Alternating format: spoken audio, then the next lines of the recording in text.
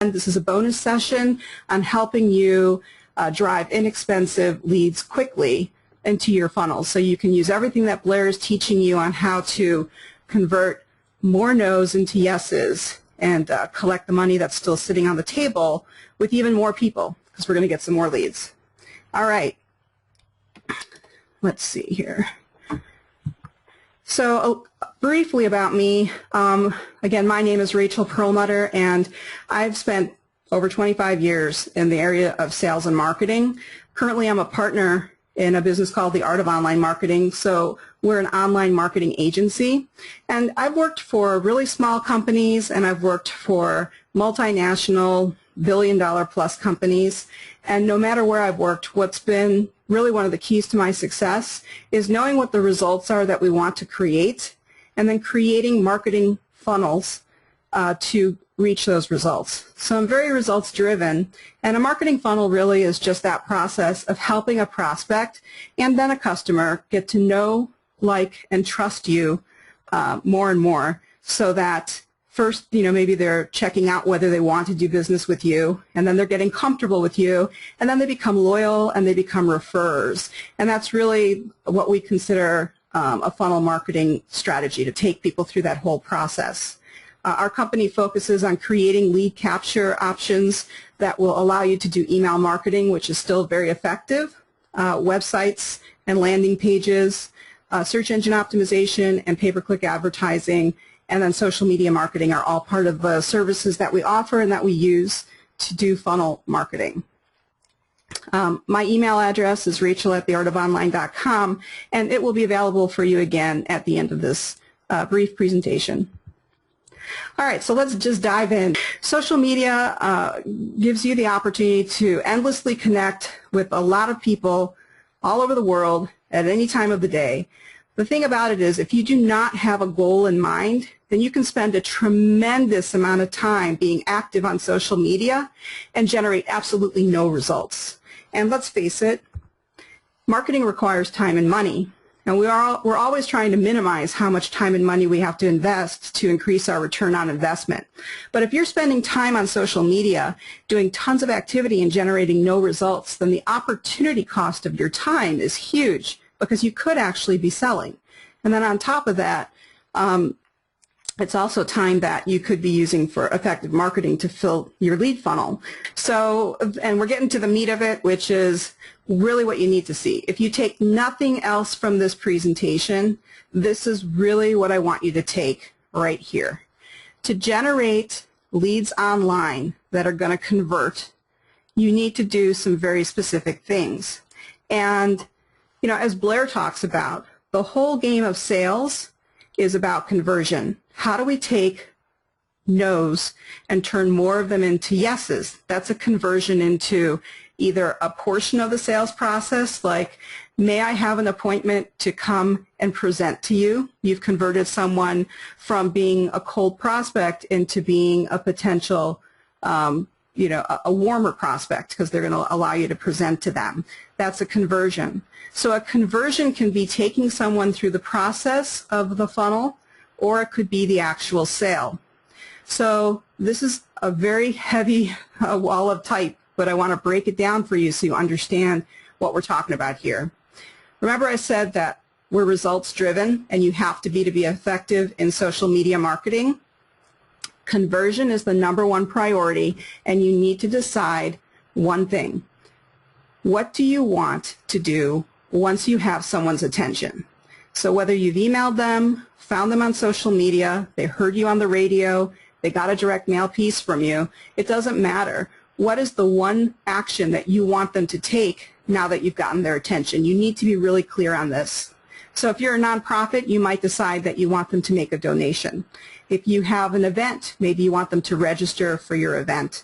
If you're selling products, you want them to buy now. And if you're just starting a relationship with them, then you want them to give you their email address so that you can email to them.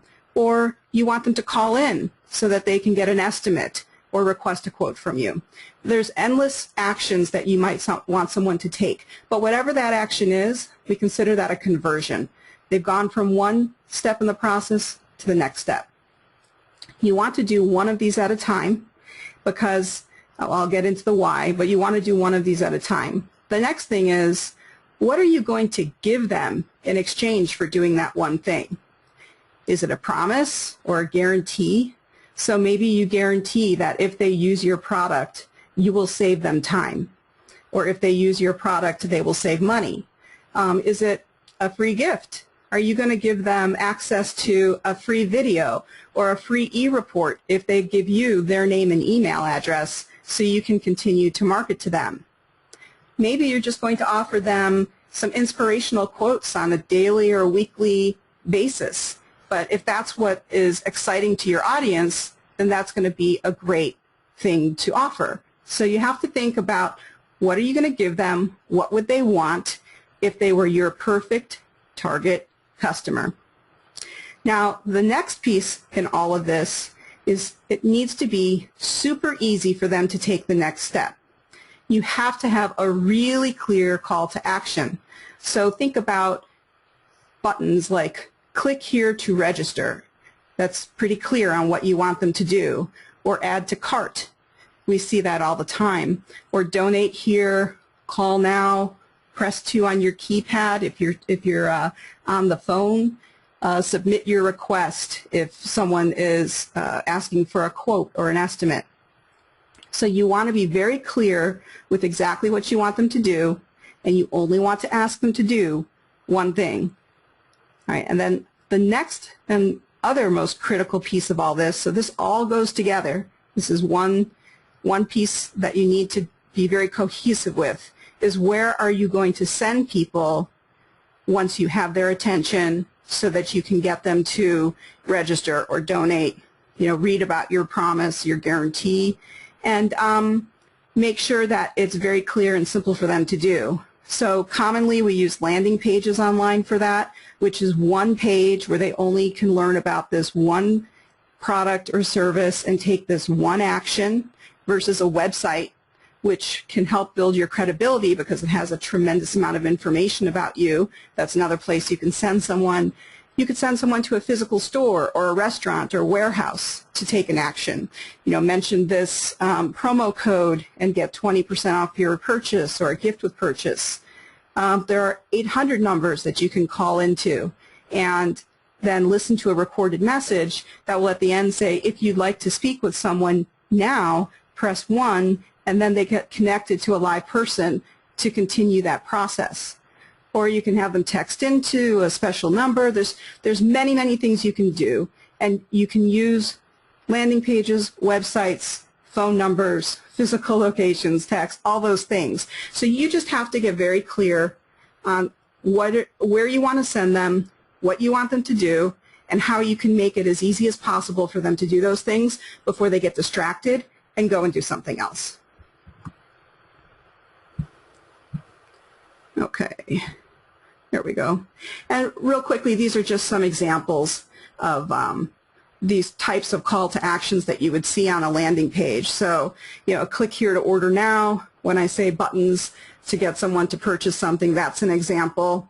Many of you are probably familiar with this survey on the left. So we had an email where we asked you to answer a few quick questions for us, and then on the survey we gave you a promise, as well about why we were doing this, which was we wanted to make sure we were giving you information you wanted.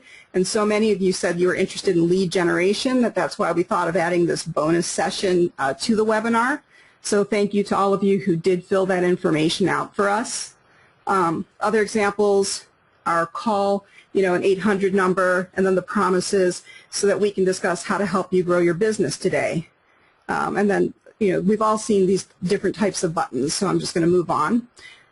But I'm going to ask you, as you look at this slide, to type into the question box for me, based on what I just talked about with call to actions and keeping things simple and telling people what you want them to do, what's right with how this person did their advertising on their van here? Go ahead and type into the question box what you think they did right.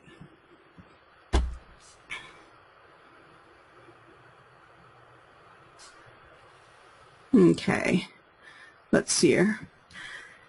Yep, okay, awesome. You guys are on it. I hope I'm not too basic for you. Okay, so you're right. They offered a free estimate. They gave a promise, which was satisfaction guaranteed. They told you who they were. They told you what to do. So, yeah, the next question is, but what's wrong with this picture? What did they miss? Exactly. No phone number. So they got you all excited, like, okay, my satisfaction is guaranteed. I can get a free estimate. I've been looking for someone to help me with the project. I'm ready to go, and there's no phone number. I'm going to have to work for it. I'm going to have to go online and look them up and hope I find them, or look in the yellow pages, or do something that's work for me. That's not easy.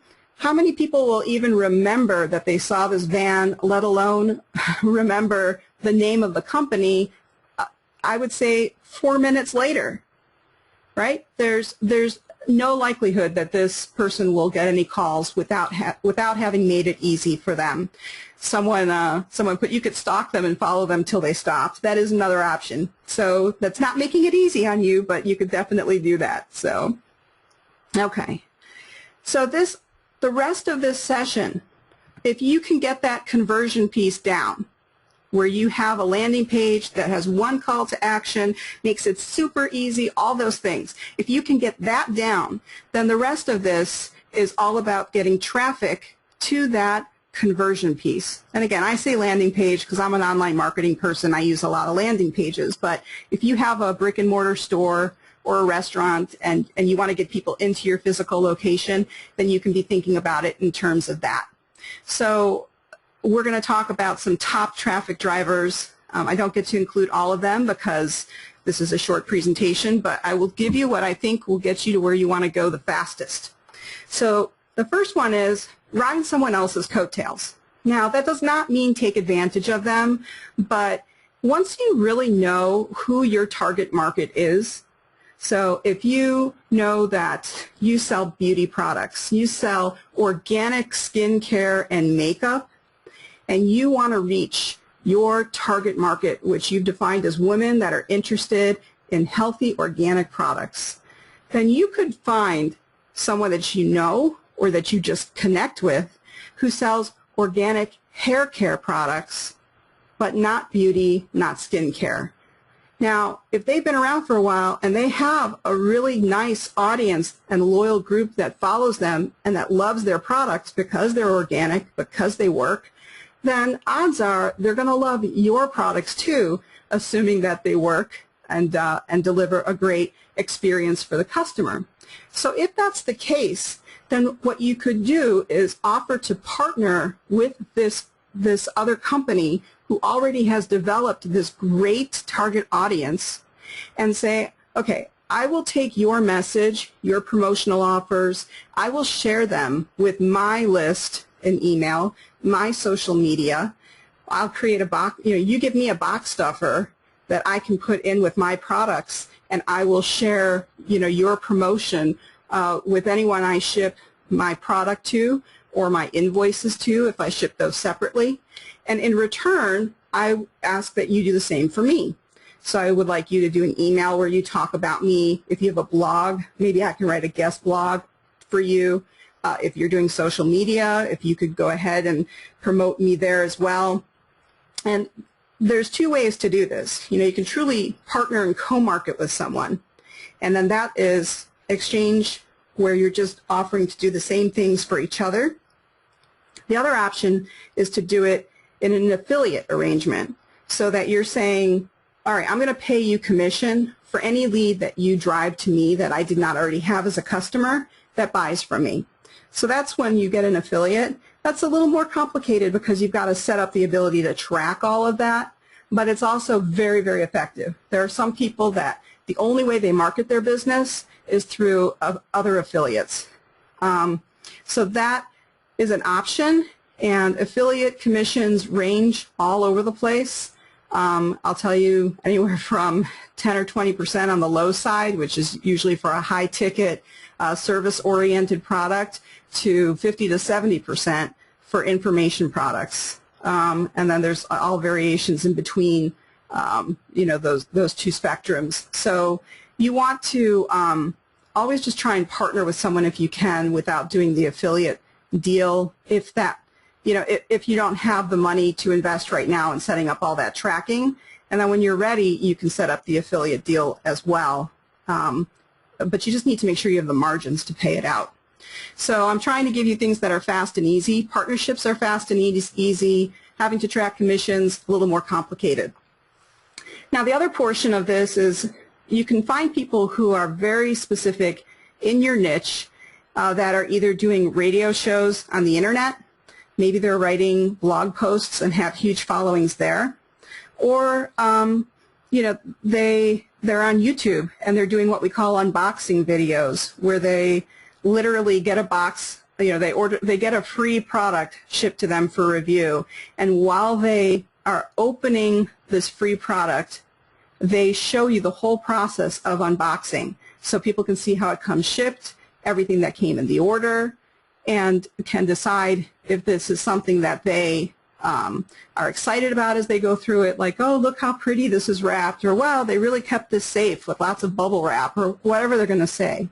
And then, you know, if there's tons of promotional materials in there, how they feel about that. Some people say, isn't this cool? Other people say, hey, look, junk. But you can watch their other unboxing videos to see what they like and what they don't like. And then you can have them do this and share it with their tribe, and you can see how big their tribe is just by looking at a couple things: how many subscribers they have to their YouTube channel, and how many views they're getting on the types of videos that are about products similar to your own. So I would suggest you look on YouTube for people that would be willing to give you a review or do an unboxing video, or potentially interview you for their series.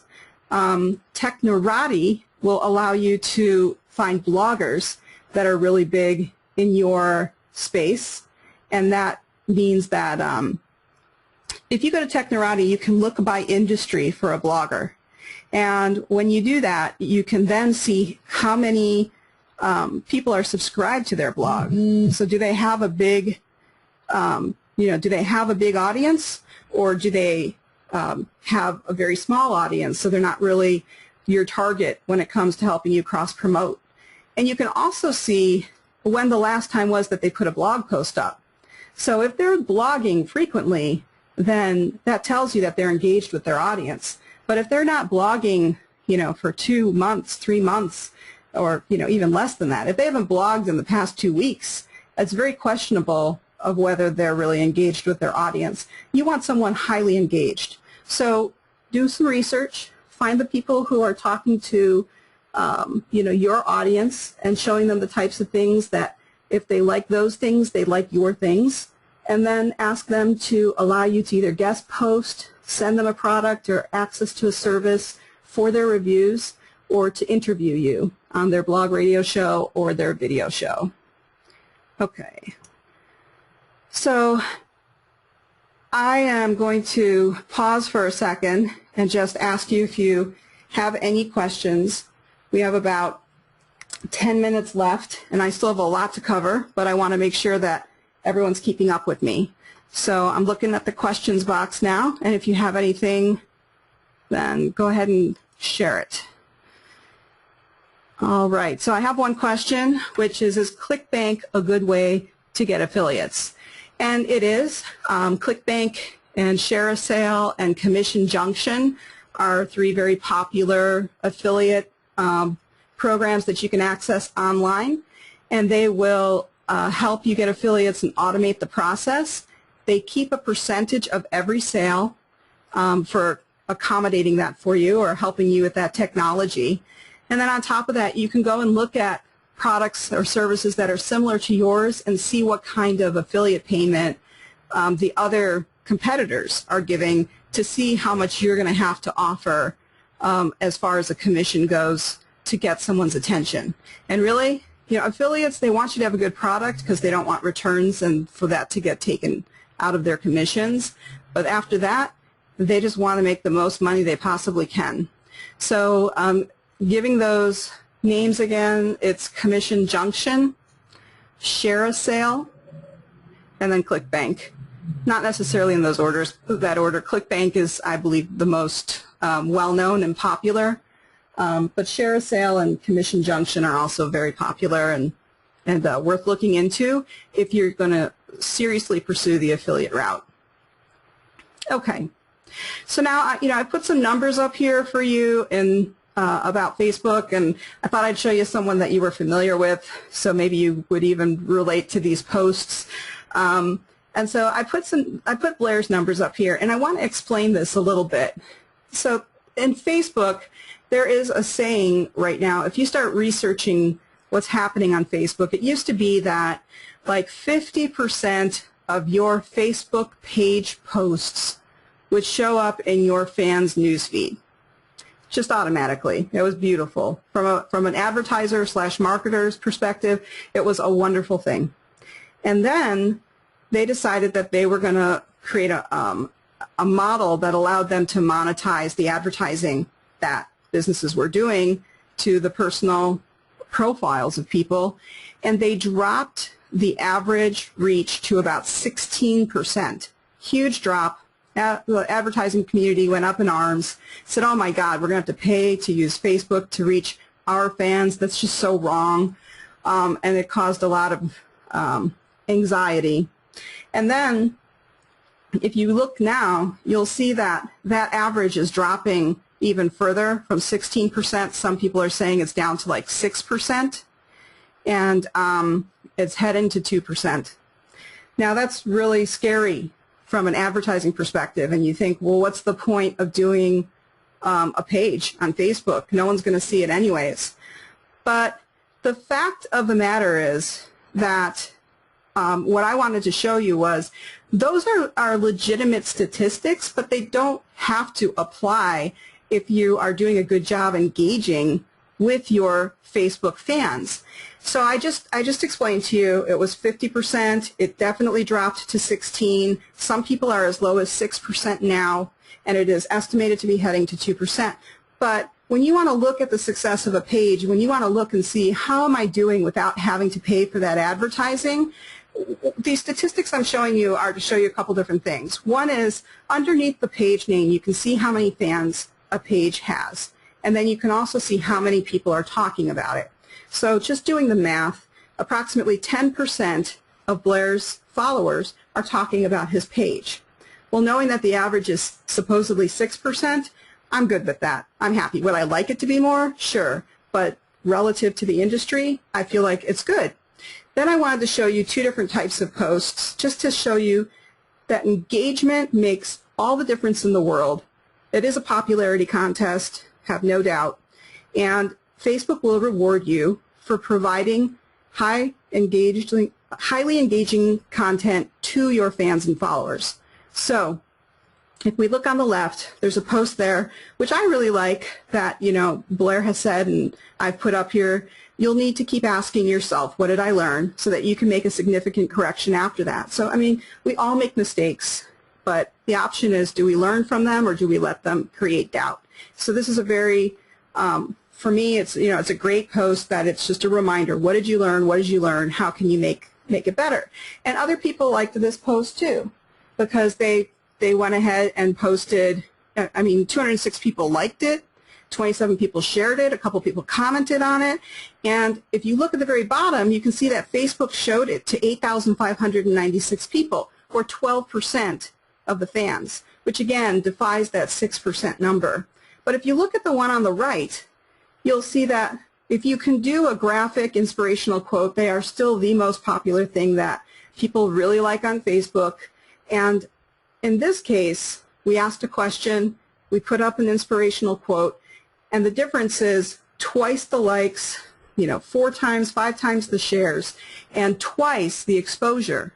So if you're going to use Facebook, you really need to do two things. You need to co-market. You need to find someone who already has a strongly engaged Facebook following, have them post on your behalf, and you post on their behalf, and you help each other grow that engaged following. And you need to make sure you're putting up content that is really engaging, and then you will get the opportunity to get a lot of eyeballs for free through Facebook. So yes, a lot of people are leaving, but if you can stay engaging, then you will go ahead and get eyeballs on your ads. Okay, we just have a few minutes left. And then we're going to turn it over to Blair. So my fourth tip is just Facebook ads. If you have a budget to do pay-per-click advertising, then you definitely want to consider Facebook ads. And the reason for that is it allows you to do an incredible amount of targeting. So you can target geographically down to a city or a zip code or a 10 or 25 or 50 mile radius around such. You can also target by age, gender, language, and then there's additional demographic information, which I didn't open up here because it would have made it too long, but also additional interest. And that could be entrepreneurship, personal development, chihuahuas, Mexican food. It can be anything. So when you really understand what your target audience likes, who they are, where they live, their demographic information, you can use Facebook ads to target them really, really well. And you can also track really well with Facebook ads. So it's inexpensive, it's targeted, it's trackable, and it's also what's called a native ad, which means that it looks like it's part of the content already on the website, but it's really, it doesn't look like an ad. It looks like it belongs there. It just looks like valuable content, but it is an ad. Okay, to wrap this up, because we've just got a few minutes left, I want to talk about lead capture offers and email marketing. So really the least expensive, most effective way you can drive traffic to your offers, along with what I've already told you, this fifth tip, is to do lead capture on your website, on your Facebook page, wherever you can, actually. You just want to go ahead and remember, what's the gift? What's the promise? What are you going to offer them in exchange for getting their name and email? So I have a few examples here. We offer a guide to filling your event.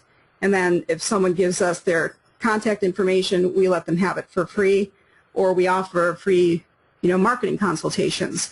Maybe if you've been to the Sales Dogs website, you've seen some of the opportunities to take the free diagnostics. Is your little voice helping or hurting you? So the other option, sorry, I got a little distracted for a second. The other option here is, is your team making you money or losing you money? So you want to go ahead and put lead capture boxes that give something in exchange for letting you have their name and email, and then once you have that, you can market to them through email marketing. And email marketing is very expensive because you're just paying whatever the minimal fees are to have an email marketing scheduler. And this is just another example from Rich Dad. So here they have a whole landing page telling you what you get for free, and then they ask you to fill out the information. Okay, so the last thing I'm going to say, and then we're going to turn it over to Blair, is if you are interested in seeing some of what we're doing ourselves, you can go to our website at artofonline.com.